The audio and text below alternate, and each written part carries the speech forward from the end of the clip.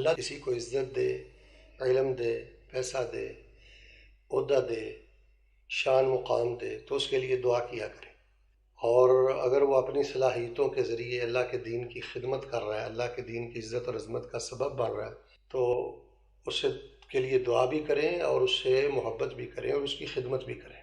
یہ ہے اسلام کا مزاج، یہ ہے اسلام کا پیغام، یہ ہے دینداری، کہ جس کو اللہ نے نوازا ہے، جس کو اللہ نے دیا ہے، جس کو اللہ نے بلند کیا ہے، اور وہ حلال اور جائز ذرائع کے ساتھ قرآن و حدیث کے مطابق، توحید و سنت کے مطابق ایک رتبے پہ ہے، اس کے لیے دعا کریں، اس سے محبت کریں اور اس کی خدمت کریں۔ یہ ہے کرنے والا کام، یہ ہے اچھے اور سچے مسلمان اور انسان۔ لیکن ہم کیا دیکھ رہے ہیں کہ حسد جو ہے وہ ضرورت سے زیادہ بڑھتا جا رہا ہے۔ حسد یہ گناہوں کی ماں ہے، حسد یہ گناہوں کی جڑ ہے۔ جلتے رہنا، کڑتے رہنا، جل بھن کر خاک ہو جانا، منہ اٹھا کے تبصرے کرتے رہنا، اور جس کو اللہ نے نوازا ہے، شان اور مقام دیا ہے، اس کی ایک کردار کشی کرتے رہنا، یہ حد درجہ کمینے اور گھٹیا لوگوں کا کام ہے۔ جو انسان حسد کرتا ہے وہ دورہ جاہلیت کے بدوؤں سے زیادہ بدتر زندگی بسر کرتا ہے۔ دوزخ جانے سے پہلے وہ انسان دوزخ میں ہے جو ہر وقت حسد کی آگ میں جلتا رہتا ہے۔ اللہ کی قسم معاشرے میں بہت حسد ہے، اللہ کی قسم معاشرے میں بہت حسد ہے۔ خواتین ایک دوسرے سے بہت حسد کرتی ہیں، برداشت نہیں کرتی کسی کی عزت کو، کسی کی خوبصورتی کو، کسی کے مقام کو، کسی کی اولاد کو، کسی کے گھر کو۔ اور یہ حسد رسول رحمۃ اللہ علیہ وسلم نے فرمایا ہے کہ وہ لوگ برباد ہو جاتے ہیں، اللہ ان پہ نحوست مسلط کر دیتا ہے جو لوگ حسد کرتے ہیں۔ اگر آپ خیر کے ساتھ رہنا چاہتے ہیں تو حسد نہ کریں، رشک کریں۔ اللہ تو نے اس کو نوازا ہے، مجھے بھی عطا کر، تیری رحمت کے خزانے بہت زیادہ ہیں، تیرے فضل کا دروازہ بڑا وسیع ہے۔ تو ناظرین، مستمعین، اس وقت بڑے بڑے نیک لوگوں کو جو کیڑا لگ چکا ہے، جو وائرس اور وبا لگ چکی ہے، وہ ہے حسد، جلنا، کڑنا، منہ اٹھا کے تبصرے کرنا، سنی سنائی باتیں پھیلانا، کردار کشی کرنا۔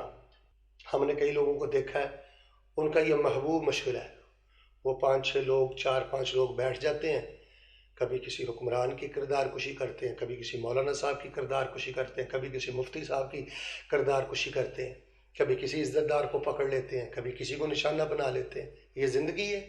اس سے زیادہ بدتر جاہلانہ زندگی کیا ہے؟ کیا دیا آپ کو نماز نے؟ کیا دیا آپ کو پردے نے، داڑھی نے، مدرسے نے، مسجد نے، اگر آپ حسد کی آگ میں ہر وقت جلتے رہتے ہیں؟ سب سے پہلا قتل یہ حسد کی وجہ سے ہوا۔ ابلیس نے حضرت آدم کو جو سجدہ نہیں کیا وہ بھی حسد کی وجہ سے نہیں کیا، تکبر کی وجہ سے نہیں کیا۔ جو حاسد ہوتا ہے وہ متکبر بھی ہوتا ہے۔ برادران یوسف نے حضرت یوسف کو کنویں میں کیوں پھینکا؟ یہ حسد تھا۔ یہود کو کیا تکلیف تھی کہ انہوں نے رسول اللہ کو نبی نہیں مانا؟ ان کو یہی تکلیف تھی کہ آپ بنی اسرائیل سے نہیں ہیں، بنی اسماعیل سے ہیں۔ تو بھائی اگر کوئی اچھا کھاتا ہے، اچھا پہنتا ہے، کسی کے پاس اچھی گاڑی ہے، کسی کو اللہ نے علم زیادہ دیا ہے، برکت دی ہے، تو اس کی عدم موجودگی میں اس کی عزت کا دفاع کیا کرو۔ کوئی بھی انسان موجودہ دور میں، کوئی بھی شخص نبی نہیں ہے، رسول نہیں ہے، فرشتہ نہیں ہے۔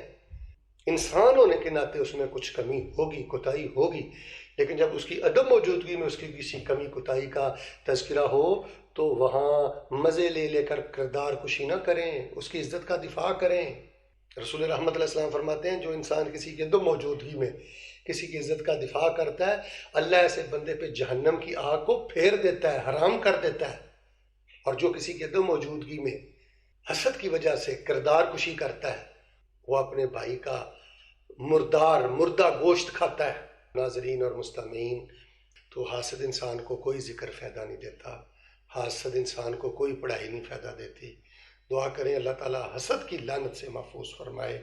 ایسے حاسدوں سے بچنے کے لیے ایک تو اپنی نعمتوں کو چھپا کے رکھا کریں، صرف اپنے پیاروں کے ساتھ ان کا تذکرہ کیا کریں، اور صبح و شام کے اذکار پڑھا کریں۔ اللہ عمل کی توفیق عطا فرمائے، آمین ثم آمین۔